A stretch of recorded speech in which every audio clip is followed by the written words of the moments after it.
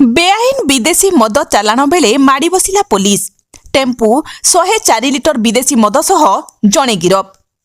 अनुगुल जिला बरपाड़ थाना महिधरपुर फांडी अंचल जणे व्यक्ति बेआईन मद चालाण बेले गिरफ करिछि पुलिस। गिरफ व्यक्ति जनक हेले रासोल थाना परशुरामपुर तेलभुई अंचल श्रीवत्स साहू पुओ श्रीनिवास साहू।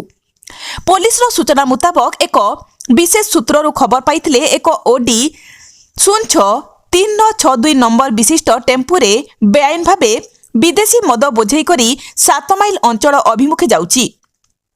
माधिया मुंडा अंचल रे पुलिस को देखि टेम्पू चालक गाड़ी छाड़ी खसी जिबार उद्यम करुथबा बेले पुलिस पिछा करी चालक को काबू करिथिला।